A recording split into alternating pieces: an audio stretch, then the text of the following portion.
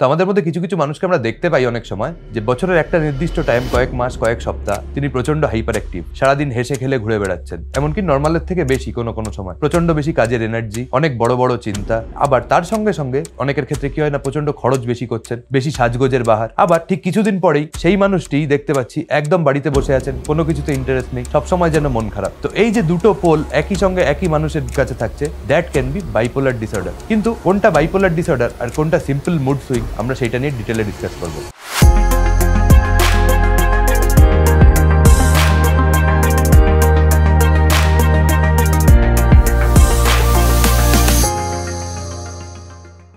Hello, আমার নাম doctor Sheikh Ahsan. আমি ভিভাসিটি মাল্টি স্পেশালিটি হসপিটাল মধ্যমগ্রামের একজন কনসালটেন্ট সাইকিয়াট্রিস্ট। তো এই বাইপোলার ডিসঅর্ডার এটা কিন্তু আমাদের যেই সমাজে অফেন ভেরি মিসআন্ডারস্টুড, আমরা বুঝতেই পারি না যে লোকটা সত্যি সত্যি একটা কোনো প্রবলেম হচ্ছে। তো বাইপোলার ডিসঅর্ডারে দুটো এক্সট্রিমিটিতে মানুষ বিলং করে, কখনো কখনো খুব হ্যাপি, কখনো কখনো খুব স্যাড। আমরা যদি একটা নর্মাল রেঞ্জ ধরি নিজেদের প্রত্যেকটা মানুষের মুডের, তো সেই মুডের দুটো পার্ট থাকে। আমার যদি আজকে কোনো একটা মন খারাপের ঘটনা ঘটে আমার সাথে, আই উইল বি স্যাড। কোনো একটা আনন্দের ঘটনা আমার সাথে ঘটে, I will be happy. Everyone is like that. কিন্তু বাইপোলার ডিসঅর্ডারে এটার সঙ্গে যেটা পার্থক্য, যখন মানুষটা হ্যাপি হয়ে যাচ্ছেন তখন যে আমাদের আপার লিমিট, যেটা নর্মাল হ্যাপি হয় তার থেকে হয়তো বেশি হ্যাপি হয়ে যাচ্ছে, মানে দরকারের থেকে বেশি আনন্দিত হয়ে যাওয়াটাই হয়তো, টু পুট ইট সিম্পলি, সেটাই হচ্ছে একটা বাইপোলারের ম্যানিক ফেজ। আর একটা ফেজ কি হয় বাইপোলারে, অকারণ যতটা কিনা মানুষ দুঃখিত হয় একটা নর্মাল স্টিমুলাসে তার থেকে বেশি দুঃখিত হয়ে যাওয়া, দ্যাট ইজ ডিপ্রেসিভ ফেজ। তো বেসিক্যালি একটা বাইপোলার ডিসঅর্ডারের দুটো ফেজ থাকে, একটা ম্যানিক ফেজ, একটা ডিপ্রেসিভ ফেজ। তো depression is just like unipolar depression, কিন্তু একটা ইউনিপোলার ডিপ্রেশনেই যখন একটা ম্যানিক এপিসোড থাকে তখন কিন্তু আমরা এটাকে বলবো বাইপোলার ডিসঅর্ডার। তো এই ম্যানিক ফেজে তাহলে কি কি সিমটমস আমরা দেখতে পারি? প্রথম হচ্ছে বেশি কথা বলা, প্রয়োজনের থেকে বেশি কথা বলে ফেলা, সেইটা এক নম্বর। দু নম্বর কি হতে পারে, যে ভালো মুড, যেটা এর পিছনে ব্যাকগ্রাউন্ড রিজন সেইটা। তার সঙ্গে কি হাইপার অ্যাক্টিভিটি, অনেক কাজ একসঙ্গে করতে চাইছেন। একটা মানুষ সারাদিন ঘুরে বেড়াচ্ছে, আজ এখানে যাচ্ছেন এই কাজ করতে, ওখানে যাচ্ছেন সেই কাজ করতে, অনেক কিছু করছেন। তার সঙ্গে কি থাকে না, গ্র্যান্ডিয়াস আইডিয়াস, মানে আমি একটা খুব বড় কেউ, আই হ্যাভ এ বিগার গোল, সেই রকম একটা ব্যাপার চলতে থাকে যে আমি গোটা সমাজকে চেঞ্জ করে দেবো। তার সঙ্গে যেটা থাকে সেটা হচ্ছে ইনক্রিজ স্পেন্ডিং।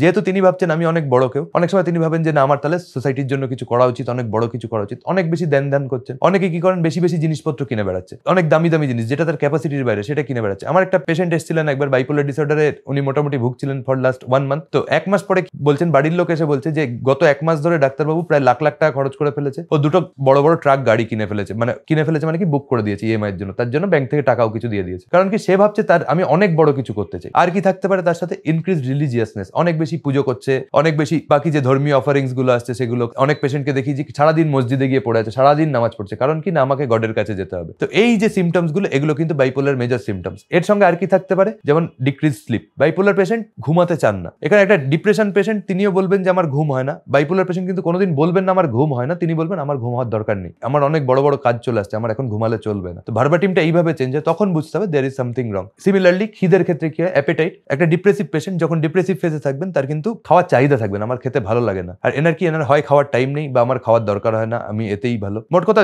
এই যে পুরো ব্যাপারটা, এর পিছনে যে ব্যাকগ্রাউন্ডটা থাকে সেটা হচ্ছে এলিভেটেড মুড। এইবার যখন এইটা থাকে, এটা কিন্তু এপিসোডিক হয়। বাইপোলার ডিসঅর্ডার একটা গুরুত্বপূর্ণ জিনিস হচ্ছে এপিসোডিক, এটা কিন্তু টানা লাস্ট করে না, কিছুদিন থাকে, কারো ক্ষেত্রে মাসখানেক, কারো ক্ষেত্রে তার বেশি, কারো ক্ষেত্রে কয়েক সপ্তাহ, তারপর কিন্তু আস্তে আস্তে আস্তে আস্তে পেশেন্ট আবার ইউথাইমিয়ার দিকে চলে আসেন। তখন কি কিছুদিন মানুষ একদম নর্মাল বিহেভ করেন, তখন কিন্তু তার মধ্যে কোনো ডিপ্রেসিভ বা ম্যানিক কোনো রকমের কোনো এপিসোড থাকে না। এরপরে কিছুদিন গেলে কিন্তু আমরা অফেন দেখতে পাই যে একটা লো মুড সিমটমস আসছে। বাইপোলার ডিপ্রেশনের পেশেন্টকে কিন্তু ভালো করা অনেক বেশি চ্যালেঞ্জিং হয়, সেখানে basically severe loss of energy হয়। সেই মানুষটি একদমই কাজে যেতে চাইছেন না, কোনো কাজে এনার্জি নেই, মনে কোনো খুশি নেই। এই ল্যাক অফ এনার্জি একটা মেজর সাইন যে that may B A bipolar depression. Unipolar depression বা খালি ডিপ্রেসিভ এপিসোড নয়, এর সঙ্গে একটা ম্যানিয়ার এপিসোড ভবিষ্যতে আসতে পারে।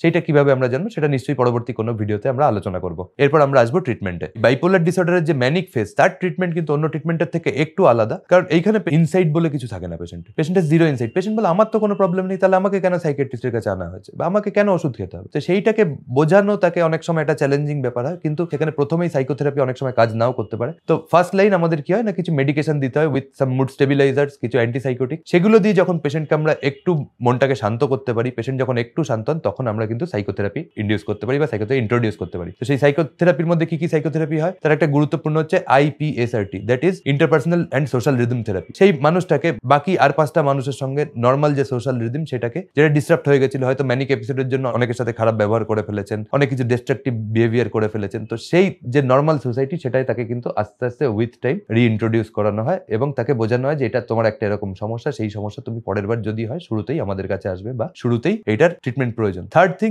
যে bipolar disorder often is a life long condition. তো পেশেন্টের কিন্তু মেডিকেশন কভারেজ, থেরাপি কভারেজ বেশ লং টার্মের জন্য জরুরি হয়। তো যখন পেশেন্ট ভালো আছে সেই সময় যদি আমরা অ্যাব্রাপ্টলি ট্রিটমেন্ট বন্ধ করে দিই, অ্যাব্রাপ্ট ট্রিটমেন্ট বন্ধ করার ফলে কিন্তু অনেক সময় রোগ বাড়তে পারে। তার সঙ্গে সঙ্গে healthy lifestyle, regular physical exercise, meditation, এগুলোর গুরুত্ব কিন্তু অপরিসীম এই বাইপোলার ডিসঅর্ডার পেশেন্টদের জন্য। তো এটা গেল বাইপোলার নিয়ে আমাদের একটা ছোট্ট আলোচনা। তো আমরা যে বিষয়টা নিয়ে আজকে আলোচনা করলাম সেই বিষয় নিয়ে যদি আপনার আর ফার্দার কোনো কোয়ারিজ থাকে বা অন্য যে কোনো রকম মানসিক সমস্যা নিয়ে আপনার যদি কোনো রকম কোয়ারিজ থাকে, আমাদের নিচে যে ডেসক্রিপশনে একটা লিংক দেওয়া আছে সেই লিংকে আপনি যান, সেখানে আপনার কোয়েশ্চেনটা পুট ফরওয়ার্ড করুন, our team will revert back to you. আমাদের একটা নতুন প্রোগ্রাম এসেছে, সেই প্রোগ্রামের নাম মুক্তি। সেই Mukti is a wholesome lifestyle modification programme, যেখানে আমরা একটা হেলদি লাইফস্টাইল প্রমোট করছি with the help of yoga, nutritional counselling and personalised lifestyle modification plan, যে আপনার কি কি করা উচিত। একই সঙ্গে আমাদের ভিভাসিটি হসপিটালে আমাদের মানসিক সমস্যা এবং অন্যান্য শারীরিক সমস্যার জন্য বিশেষজ্ঞ ডাক্তারবাবুদের যে প্যানেল আছে তাদের কাছে আপনারা যে কোনো সময় রিচ আউট করতে পারেন। We are happy to help you. সকলে ভালো থাকবেন, সুস্থ থাকবেন। Thank you.